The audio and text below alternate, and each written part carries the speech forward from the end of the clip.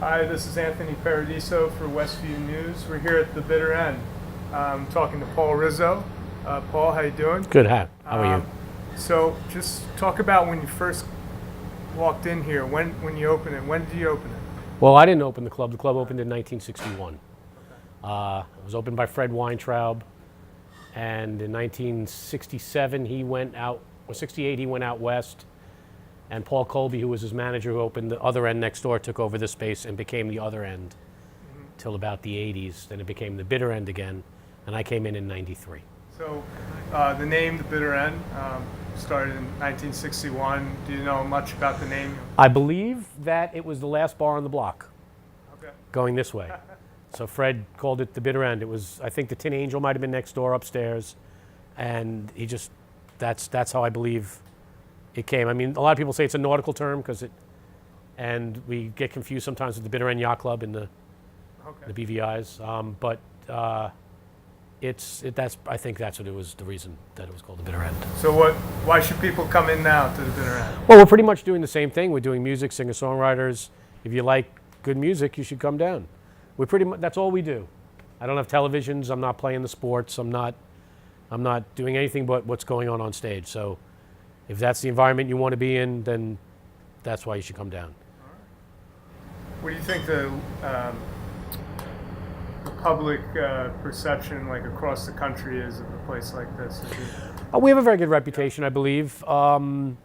We have a name from the past. We're different than we used to be, but it's sort of the same idea where you're sitting close next to, right next to the music. People are right on top of the artists. Like I said, once in a while people will show up and do like an impromptu thing. Gavin DeGraw once in a while will come in and play a show, or people like that. We did the dive bar tour. We had Gaga a couple of months ago, and a couple of years ago Neil Diamond came in and did a impromptu MySpace secret show, stuff like that. So when the bitter end was in its heyday, who were some of the big names playing here? I know Bob Dylan. Back in the 60s, this was one of the bigger rooms, which is funny if you think about it now.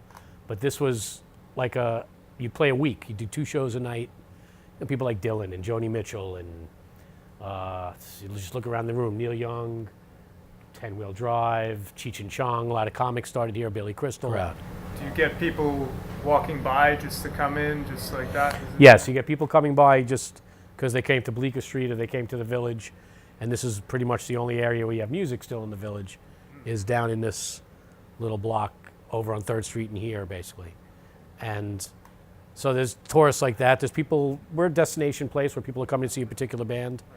And then after that, they'll go next to the Peculiar Pub, or they'll go to other places, they'll eat dinner. I mean, you hope that all the places feed everybody else. Like a good restaurant, hopefully will bring people down, and those people will walk down the block and stop into a music place afterwards.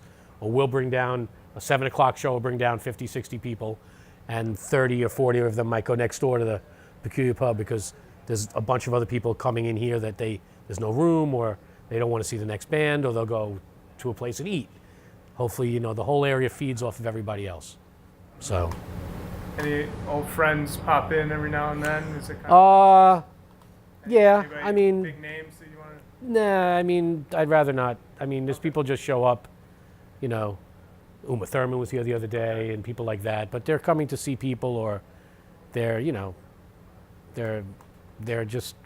coming to see someone who's particularly playing. I don't think they necessarily came in for the club. I mean, once in a while Jackson Browne will come by or someone like that, but I think more they're coming for whatever's playing at the time, as opposed to coming in because it's the bitter end. Sure. What kind of music plays often at the bitter end? Well, we start off usually with an acoustic act or a jazz act, and we do pretty much, like I said, everything. Once in a while, we do an open mic every Saturday that we allow everybody, comedians, spoken word, singer-songwriters. We have the piano and a guitar. It's an acoustic open mic. We do jams also on Sundays and Mondays that people come down and, Richie Cannata runs a Monday night jam.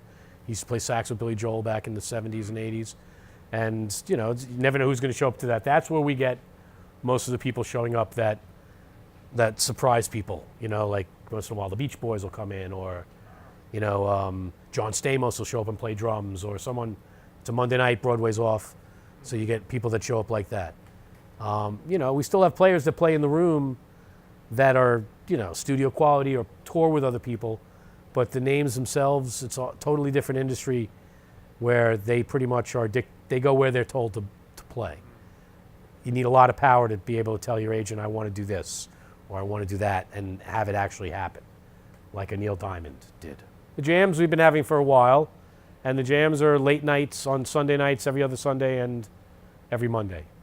It's basically, you get in, you play with some people. Richie plays with a lot of good players who have been in a lot of good bands, because he has friends. Once in a while, Bernie Williams will show up because he was working with Bernie Williams. Stuff like that. You never know who's going to show up to that. I think it's $10 on the Mondays. And To anybody starting their own club like this, what would you advise them to do that you've done? Wow. It's all about what you put on your stage, and pick an identity. In this business, I think you have to be something and be consistent. If you want to be around for a long time, people have to come back years later and have the sort of same experience. If someone has a great time, and let's say they're from England and they have a great time, they tell their friends, they come back 7 or 8 years later, and they walk in and the place is completely different. There's the different type of, the vibe is completely different.